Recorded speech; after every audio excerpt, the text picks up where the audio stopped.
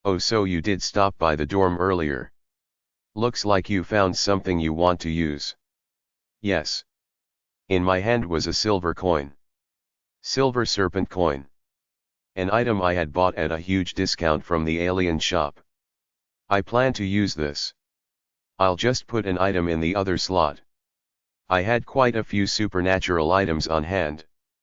That's why I was so pleased when I found out the ghost story the field exploration team used was the kind seed kit.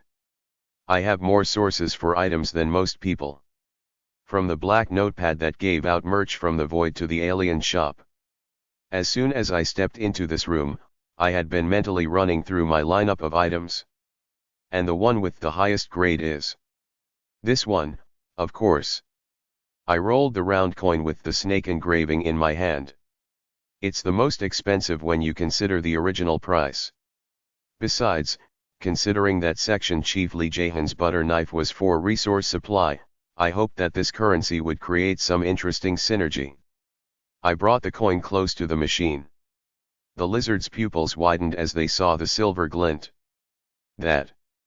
A commemorative coin. I bought it as a souvenir during a trip, but it just felt right. I see. Did he realize it was an item? It didn't matter. This is a world where encountering ghost stories is commonplace. It's not too far-fetched for someone to unknowingly carry a supernatural object. And it's just a coin, so it doesn't look suspicious. It's a small, everyday item. It looks easy to carry. Seems like a good fit. Thank you. I listened to my superior's words of encouragement as I completed the scan. Plant information stored. Give me plants 2 halves. Oh, now we're at the final step. Please provide the gardener's information. That's why it's called custom equipment. I don't know what effect it has, but apparently, it requires the genetic information of the gardener who will tend to the plant.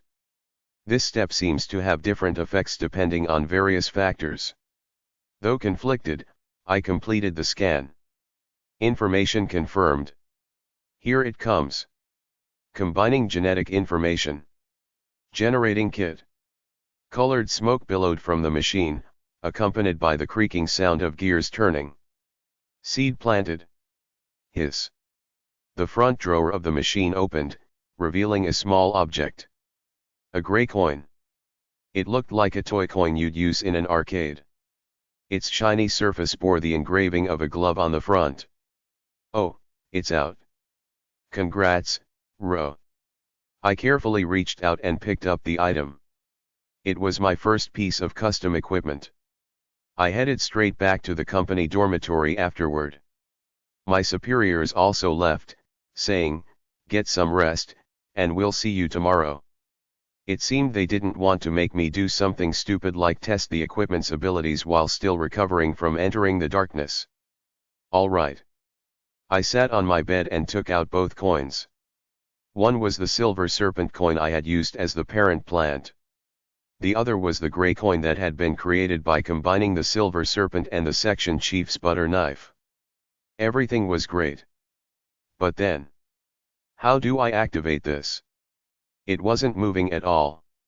Now that I think about it, the silver serpent coin wasn't exactly an item with explicitly stated supernatural powers either.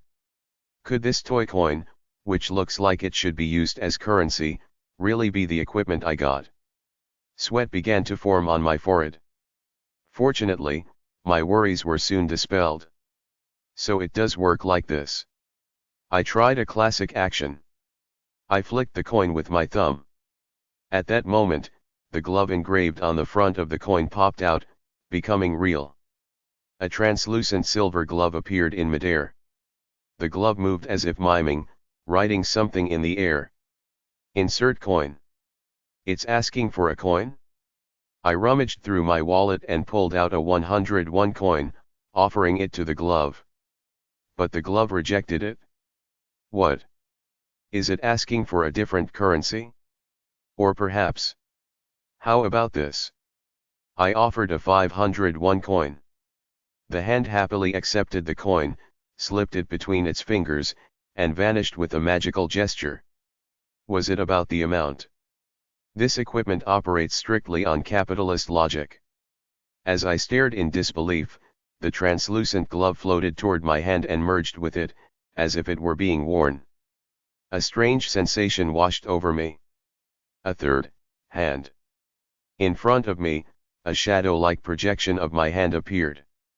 It moved according to my will. I could push against walls, open bathroom doors, even write with it. Its strength and precision are about the same as mine.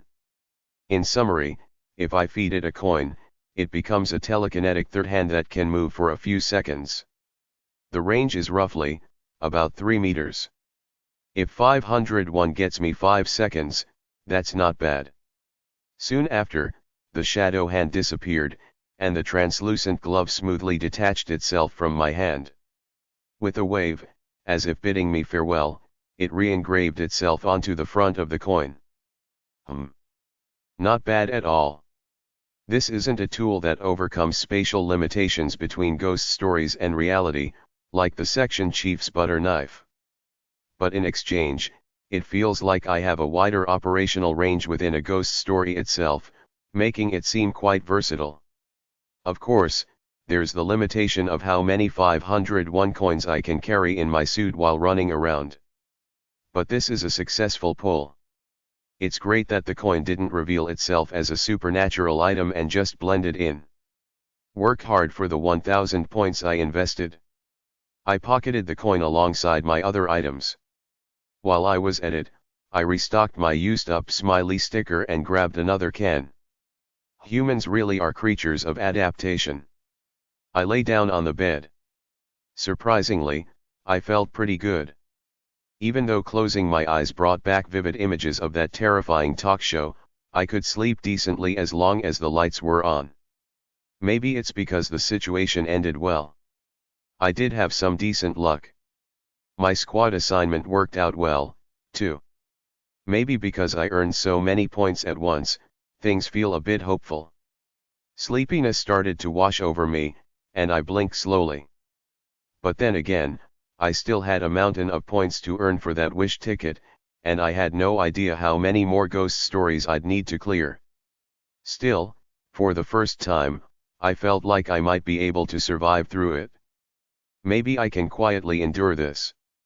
That naive optimism lasted until only the next day, when I arrived at work and saw a company notice. Wow!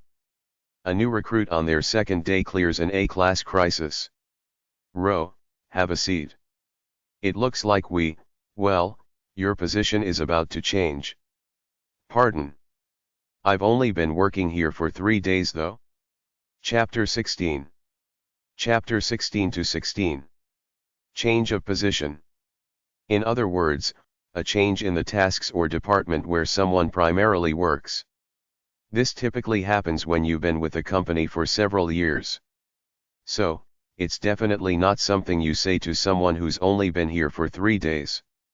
A position change? Does that mean I'll be transferred to a different department? I was desperately holding back from saying, "What are you talking about?" right after lunch, and instead asked politely. Well, actually, yeah. Did you see the notice? It just went up. With a sinking feeling, I immediately checked the company intranet. Notice of employee rewards for resolving special incident CTERU D43. CTERU D43 is the Tuesday quiz show. And to summarize the contents. Wow! A team solved a special incident in a D-class ghost story and extracted A-class essence. Now that's impressive. We'll be awarding a total of 100,000 points to the team. You saw that, right? You can do it too. Forget work-life balance, work like a beast and earn those points. Be like D-Squad. And right there, clearly listed as the key contributor receiving 40,000 points, was my name, Kim Solium. I wish this were a dream. And the worst part? If this notice was what caused my position to change, then I felt a chill seeing the assistant manager's hollow expression. Finish reading it? Yes, ma'am. Yeah. D-Squad, well, We achieved something unusual this time. No way. Does that mean the entire squad is being reassigned? Not exactly. It just means the type of work we'll be doing is changing. Assistant Manager Ian downed her coffee in one gulp. Up until now, we've mostly been assigned to manage ghost stories with completed manuals. Wait a second. Now they want us to handle ghost stories without completed manuals. In other words, they're going to throw us into ghost stories with no data. Seriously, just because we did well this one time, they're shoving us into even harder situations. Supervisor Park was already slumped over his desk, seemingly aware of the news. Even the caffeine seemed ineffective. Hello. And right on cue, the squad leader with the lizard head walked into the office. Assistant Manager Ian immediately snapped. Squad leader. They want us to go into ghost stories without manuals. Are they trying to get us all killed? No, not at all. Huh. Perhaps there was a loophole, as a faint glimmer of hope appeared on the assistant manager's face. Even if the manual is complete, there's no guarantee of safety. Oh, that's what he meant. What a pragmatic lizard this guy is. I barely managed to speak up. But isn't it more dangerous without a manual? There's no data to rely on. The lizard tilted his head slightly to the side. I'm not sure. I haven't noticed much of a difference. Ah, right. He's the guy who exorcises things with brute force. So, you've been bulldozing through everything up until now. I decided to ask directly. Is there any advantage to the current situation? Yes. What kind of advantage? Additional points are awarded. Supervisor Park suddenly lifted his head. Typical of people obsessed with points. How much more, squad leader? A lot. How much exactly? On average, 2 to 3 times more compared to ghost stories of similar grades. What's the highest multiplier you've seen, squad leader? 15 times. Suddenly, the assistant manager and the supervisor's eyes changed. That's the look of stock traders. It was the same expression people have right before they buy into a speculative biotech stock based on rumors. It seems the allure of 30,000 points was too sweet to resist. Normally, someone with common sense would try to stop this, but, well, to be honest, for me, it's basically guaranteed returns. There's not much difference whether there's a manual or not. I already know more detailed information from the exploration records than any manual could provide. So then, it's like a triple points event, right? And so, a short while later. Let's go.